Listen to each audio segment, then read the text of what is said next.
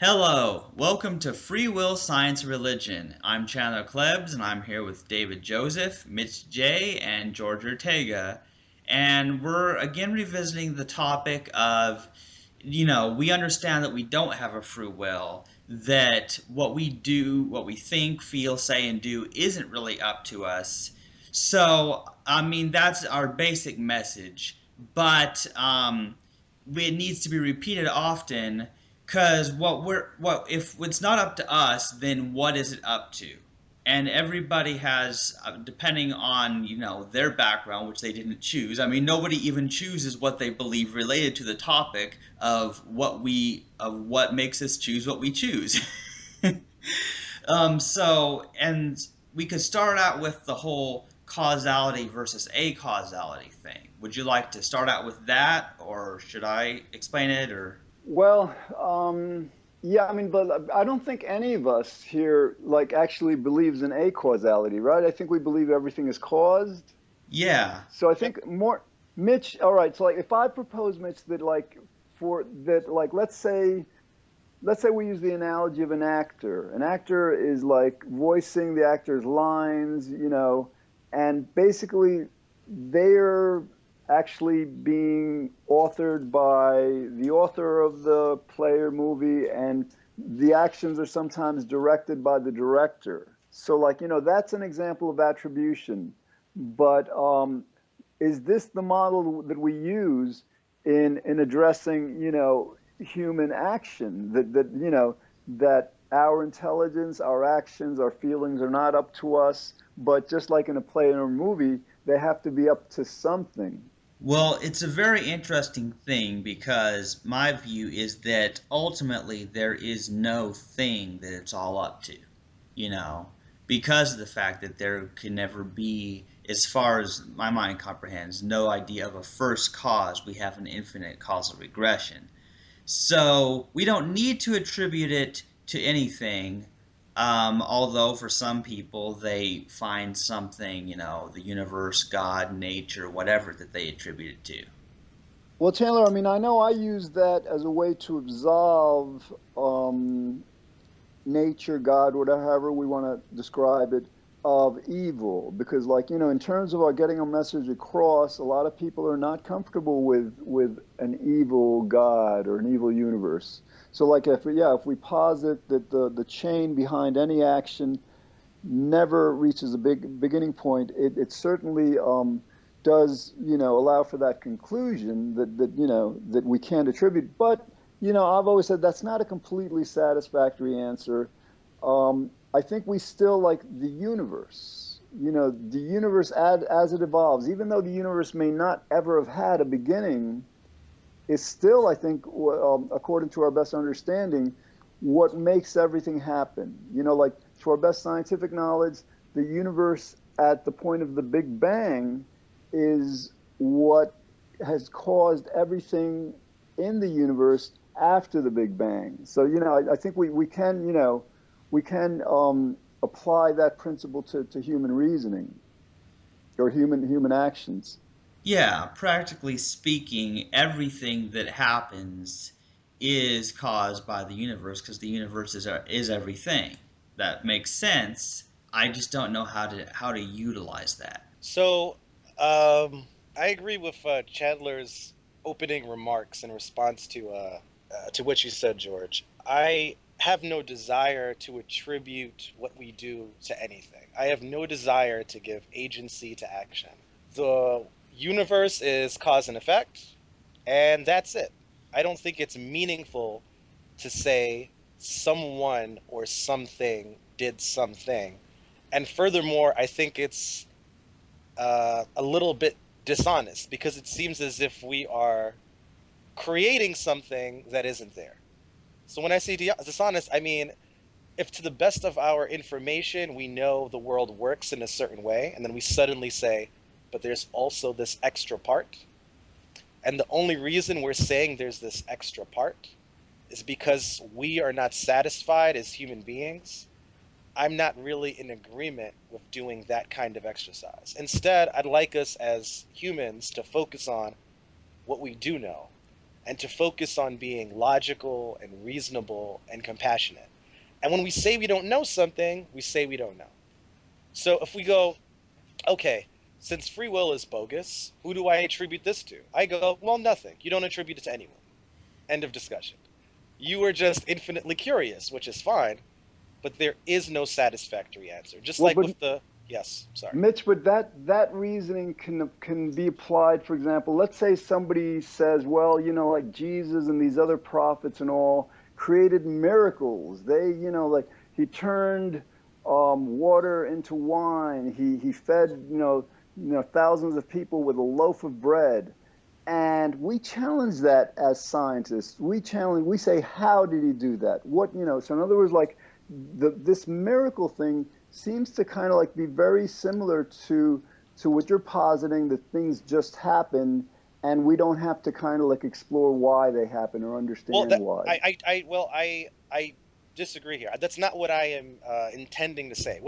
What I'm saying is we do the best we can, and when we don't know something, we admit that we don't know it. If someone makes a claim about a miracle, we can investigate it to the best of our ability and determine whether or not that makes any sense. If someone says someone was raised from the dead, we go, well, we have a whole history of humankind, tons of evidence to show that it doesn't really make any sense to say you were raised from the dead, because when you die, your body function ceases, your brain activity dies. We've done experiments on how people react when they have low brain activity or no brain activity, and the best answer we have to that is that when you are dead and your organs cease to function, and in particular when your brain is gone, you are gone. To say any other part of yourself goes on, there's no evidence for that. So as far as we know what life is, right now, the way we think about what it means to be alive, the information we have, our best theories about what it means to be alive, we can say, yes, when you're dead, you are dead. And if you think there's more to it than that, the burden is on that person, the person who is proposing that there is more than that. So yeah, I think George, that you are on the right track when you're saying our our duty, our goal is not just to explain to people why free will is nonsense. Our goal is to help people cope and help people understand the applications afterward. Help them people understand why it's important, why people don't have to be fatalistic, etc., etc. But I am just not on board with doing anything that I see, for making any claims that I don't have evidence to back up or rigorous logic to help support. All right, well, I mean, like if we apply your this basic argument to what happens after your death, I think you're completely right. We have no evidence. I mean, we just have like this anecdotal, this hearsay evidence from people who claim to have died and all that, but that's, I don't think, has reached the scientific rigor. But with any action that a human being makes, I think the evidence is the same evidence that refutes free will. In other words, like the evidence that what we're doing is not up to us is clear, and then the fact that there's this principle of causality that applies to everything. So if we kind of connect or combine this causality with our knowledge of the universe, I think we're logically compelled to understand that to the best of our knowledge, the Big Bang caused everything. The Big Bang, is and again, logic can tell us, well, there must have been something that caused the Big Bang, but at least scientifically, we can just like we can attribute everything, the motions of stars, of galaxies, of the movements of humans to the universe at the point of the Big Bang. Take personification, for example. Okay? So, this is a common literary device. It can be very insightful. It's a very good way to deliver a meaning, a special message to an audience. But it isn't really true. We can say the wind is alive, the wind talks, the wind is like a person. But this isn't really any scientific, meaningful thing. This is a poetic, artistic kind of device. So we don't need to. So this is the thing. We're what we're doing is we're personifying inanimate things. We are taking bits and pieces, creating systems in our head and calling them things. So it's true that everything is about cause and effect, but there's no reason to say the Big Bang caused everything, as if the Big Bang is a thing and that is the thing that caused everything. Instead, the Big Bang was a whole bunch of different things. There's a whole bunch of small little things that are completely unaware of each other as far as we know. I mean, it's, based on the evidence we have, we must say, I would argue, we don't know that they interact with each other. They just move independently, little bits and particles. There's atoms, and on a smaller scale, there's quarks, the principal elements of matter and energy. And they just do what they do based on the fact that some domino got pushed. But Whoa, there's, no, Mitch, no, I got to stop you. Wait a minute. yeah, Every particle, every force, every field in the universe is governed by the laws of nature. To suggest that they could do whatever they want would be kind of like suggesting they could act randomly. But no, the scientific fact is like they're compelled in every action but they that's what I'm saying. I agree. That's exactly what I'm saying. Everything is compelled. I agree. That's exactly what I'm saying. I am saying there's no reason to say the universe did this. They did. Instead, there is an antecedent factor, certainly. Like anytime something happens, we can talk about on a certain level what caused it. But we could break down that cause into smaller elements. And we could R- break down those elements into smaller elements until we get into the most fundamental elements that we are currently knowledgeable about. But I don't think we can say any more than that. So I can't blame the internet company for cutting me off. Yeah, David, he got dropped from the call for a while, but he's back. Yeah. So correct me if I'm wrong, Mitch, but I'm kind of thinking along the lines of so there's nobody for me to blame for my internet cutting out, but what we can do is we can try and find the source of the problem, and we don't have to go all the way back to how the universe began or whatever, just to Exactly. find the source of the reason for my internet cutting out. You will never be satisfied. You could talk about why your internet was cut off in a certain manner. You could say the telephone company cut off my internet. But there is no such thing as the telephone company, right? The telephone company is a convenient way. It's what humans use to help describe things. It's useful for human communication. But in reality, the company consists of what? Of people. And the people consist of what? And those people are compelled by what? And that's compelled by what? There is no agent. There's no agency. There well, is that's the only thing. the action.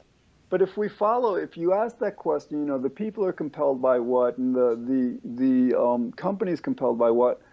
Any kind of question you would ask, regardless of what the action is, will always lead to the Big Bang. And that's the special quality of the Big Bang. It explains everything. But even the Big Bang itself isn't one thing. It's like, so, the current theory is that the universe at one point, or whatever you want to call it, the pre-universe, whatever way you want to describe it, used to be in a much simpler state, at a singularity, a point of near infinite density.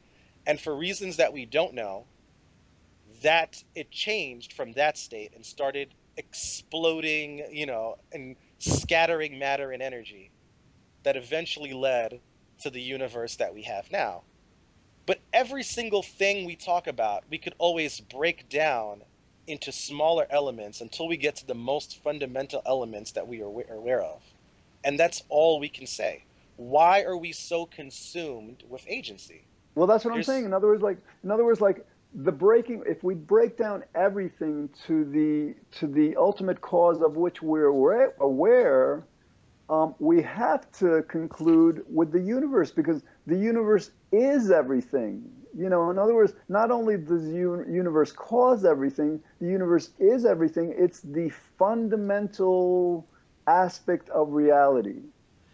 So naturally, I think if it is that fundamental, then I think it's not a quote unquote agent in the sense that we tend to attribute to human beings, but it certainly is the cause of everything. Right. Perhaps, George, you're not really trying to personify the universe as much as Mitch might think you're trying to. Would that be right? Well, personification, for example, like we can use a reductionist perspective to depersonify human beings. We're nothing but a collection of molecules, and those molecules are comprised of nothing but atoms and the forces that act upon them. So, like, and we can apply that to the universe. Like, the same kind of argument that would depersonalize us could depersonalize the universe. But So I here's guess what I'm but here's where I don't understand. The easiest way to depersonalize the universe is to just not say the universe caused anything. Clearly, all you have to do is say, no, there is nothing caused anything. We can break down what just happened into a cause to make it simpler for human understanding. But we all know that that cause could be described in a different way on a smaller scale, or we could have described it based on the antecedent factor before that. I I think there's a really simple solution. Just don't say the universe caused everything. wait a minute. So, but Doesn't like, that avoid those no, problems? because then people who believe in free will say, well, like if we're saying that the universe didn't cause things, we're kind of like arguing for a causality. Because That's a like a good lot of segue. Maybe we could start talking about acausality. okay, all right. So like a causality is this idea that certain things can happen without their having been caused, and all experience and even scientific method argues against that. Like, not only is this concept of free will incoherent, the concept of something happening without it having been caused very strongly suggests that nothing existed before that something happened. Yeah, that's a good point, George, because, yeah, I see what you're saying. Because since the universe is everything that exists, and an acausal event would have to happen for nothing causing it to happen, it would have to be independent of the universe, cosmos, everything. So it would be a whole separate universe in and of itself. It would not be caused by the universe. So I think what you're getting at is that by attributing it to the universe, you are just saying that it's causal rather than acausal. Exactly. And I think like a lot of people, I think very unfortunately, define God as transcending the universe, transcending the reality. Again, that's another, in my opinion, incoherent concept. How can you transcend everything? But for people who believe that, then they can say, well, then God is acausally causing things. I mean, it leads to a lot of confusion. Sure does. And I've actually been quite confused about all these different terms about that. For example, I was reading the beginning of Elements of Pantheism by Paul Harrison, and he has like, this list of different isms, and I can't remember the difference. I mean, there's pantheism, there's panentheism, there's all these isms that have various different beliefs about what God is or what God transcends and all that stuff. And that just gets way too confusing. I can't handle it. Yeah, so to free will believers, this is a challenge I propose to them. Sometimes they like to argue for free will by saying, well, we don't know if the universe is really deterministic. There isn't enough evidence. You haven't really I'm not convinced that you have shown that we live in a deterministic reality. What if there's quantum phenomena? What if some things are acausal? What if some things are random? So if anyone wants to play devil's advocate here, perhaps they could, this exercise, we could say, what the challenge is, what do you mean when you say something is acausal? How can you conceive of a universe where something wasn't caused? How is that a meaningful thing? It's simply not a meaningful thing to say because the very idea of evidence for something requires that there's a cause of something and that there's some experiment to perform, some way of verifying this causes this. And so acausality, uh, I don't really think makes any sense, and there certainly could be no evidence for that. So, when they say there's no evidence for determinism or not enough evidence, I'm like, well, I highly disagree with them, because we have plenty of evidence that things are caused by previous events, and there's no evidence that could even be possible of acausal events. Well, what's interesting is this notion of acausality, or in the strongest sense, the randomness, is not limited to free will believers and philosophers. This forms a major part of a lot of people's understanding of, for example, evolution. People seriously believe that evolution progresses as a result of natural selection and quote unquote random mutation. So they try to introduce this concept of randomness within evolution, and basically essentially what they're saying is that some evolutionary changes happen without their having been caused. Yeah, I mean, I would say, and I know we've talked about that a little bit before in one of our previous episodes. I would say that natural selection still holds up, but the randomness does not. So maybe we can define randomness. Let's go there. So we've talked about causality, acausality. So causality meaning everything, I mean, that one's clear. But Not acausal means somehow something could just pop up out of nowhere into existence, or something can happen without something else making it happen. Mitch, that's a good point, because randomness really genuinely has two meanings. One is, for example, I have a deck of cards before me and I ask, for you to pick one out at random, meaning without any kind of plan, order, just pick one out without thinking about it. Okay, that randomness exists. It's kind of like an apparent randomness. Certainly, there would be causes for why you chose one over another and all, even though we don't know them. But the stronger randomness, which I think people attribute to evolution and to quantum mechanics, it has to be defined as randomness, meaning that certain things do not have a cause, because this randomness is generally invoked to refute determinism and causality.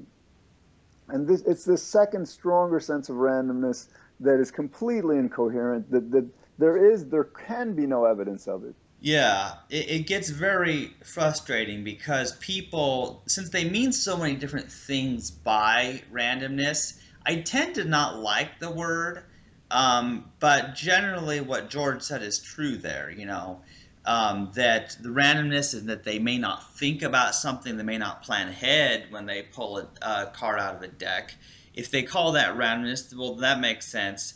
But I think what's dangerous is that even allowing for the use of the word randomness to be used in anything that's to be taken seriously, the danger is that allows people to think it is the strong sense of randomness, that something happens for no reason. Let me just add one extra. So my background is in mathematics, so I will just like add one little caveat to that, okay?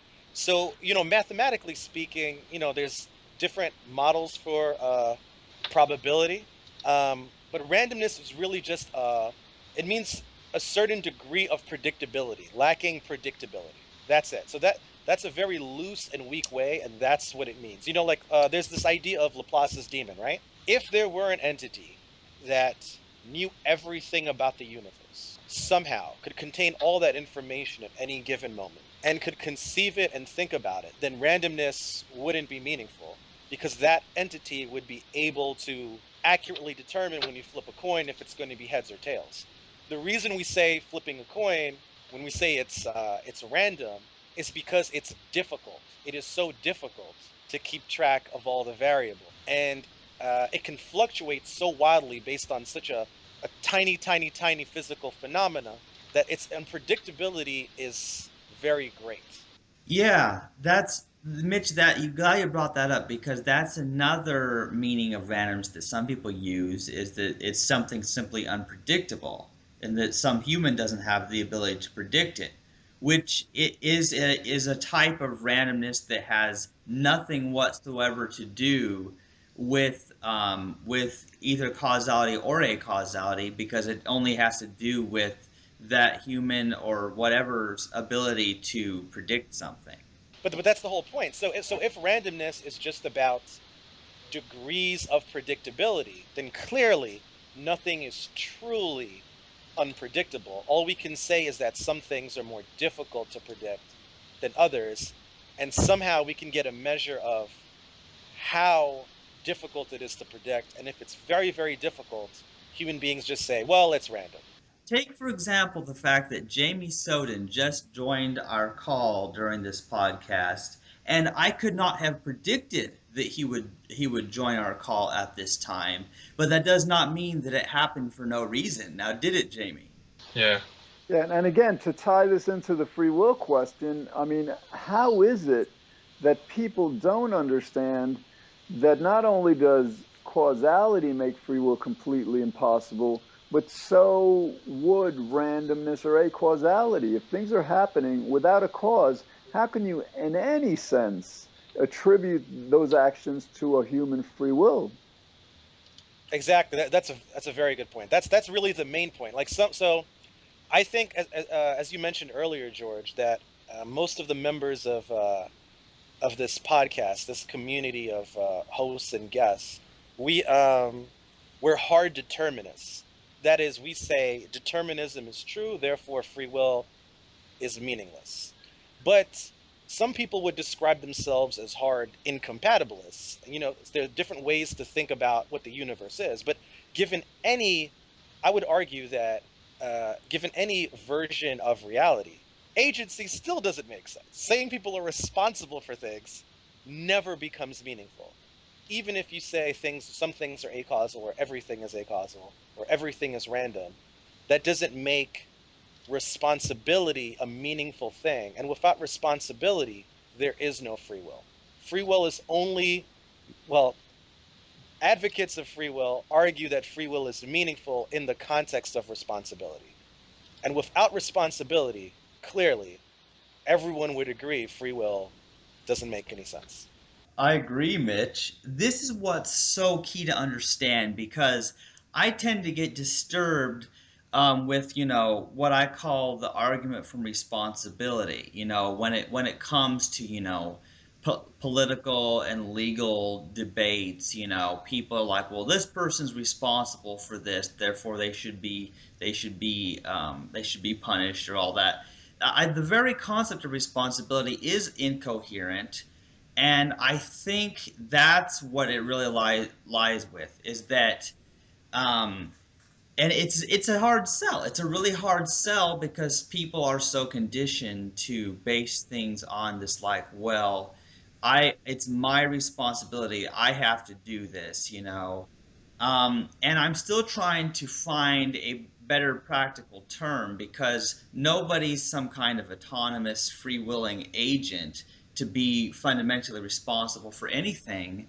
And all this talk about causality and acausality, and even though I'm extremely hard determinist, I find that the discussion of these things it should not have continued this long, it feels like, because it's so clear that there's no concept of agency or free will in either scenario, and nobody has provided evidence for the claim that there's something that's neither caused or uncaused, but somehow freely willed.